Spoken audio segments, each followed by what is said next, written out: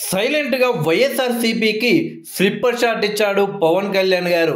Tirumala declaration విషయంలో deputy CM Pawan Kalyan ను ఇరుకున పెట్టాలి అని వైఎస్ఆర్సీపీ భావించింది. పవన్ కళ్యాణ్ ఆ ఛాన్స్ మాత్రం ఎట్టి పరిస్థితుల్లోనూ ఇవ్వలేదు. కూతురు తరపున తనే డిక్లరేషన్ ఇచ్చారు. అది ఎలా సాధ్యమని అనుకుంటున్నారా? అక్కడికే వచ్చేద్దాం. పవన్ కళ్యాణ్ తరచూ చెప్పుతుంటాడు, చట్టం అంటే నీకో చట్టం నాకో చట్టం కాదు, పవన్ కళ్యాణ్కి కూడా అదే చట్టం వర్తిస్తుంది అని పవన్ కళ్యాణ్ గారు చెబుతుంటారు.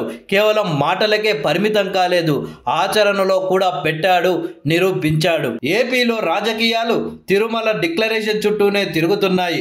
తిరుమల లడ్డు వ్యవహారం తర్వాత డిక్లరేషన్ అంశం మరింత ముదిరి పాకాన పడింది.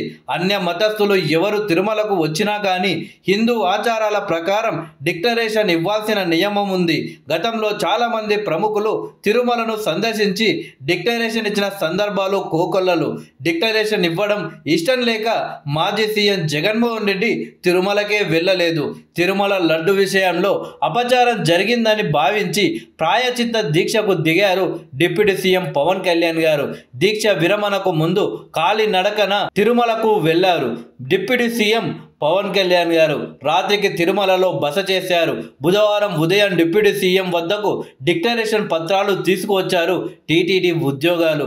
డిప్యూటీ సీఎం పవన్ కళ్యాణ్ తన ఇద్దరు కూతుళ్లతో కలిసి తిరుమలకు గత రాత్రి చేరుకున్నారు. పవన్ తో పాటు ఇద్దరు కూతుళ్లు కూడా వచ్చారు. అందులో అన్నా లెజినోవా కూతురైనటువంటి కొలెనా అంజలి ఉన్నారు. హిందూ ఆచారాల ప్రకారం టీటీడీ ఉద్యోగులు డిక్లరేషన్ పత్రాలను డిప్యూటీ సీఎం పవన్ కళ్యాణ్ కు అందజేశారు. పవన్ చిన్న కూతురు పొలేనా మైనర్ కావడంతో స్వయంగా పవన్ కళ్యాణ్ డిక్లరేషన్ పత్రాలపై సంతకాలు చేసి అధికారులకు అందజేశారు. డిప్యూటీ సీఎం పవన్ కళ్యాణ్ గారు తన కూతుళ్లతో తిరుమలకు వెళ్లడంతో వైసీపీ నేతలు అలర్ట్ అయ్యారు. ఎలాగైనా డిక్లరేషన్ విషయంలో పవన్ కళ్యాణ్ ను ఇబ్బంది పెట్టాలి అని భావించారు. నేతలు ఒకటి భావిస్తే దైవం మరొకటి చేసింది. ఏకంగా డిప్యూటీ సీఎం డిక్లరేషన్ ఇవ్వడంతో వైసీపీ నేతలు సైలెంట్ అయ్యారు.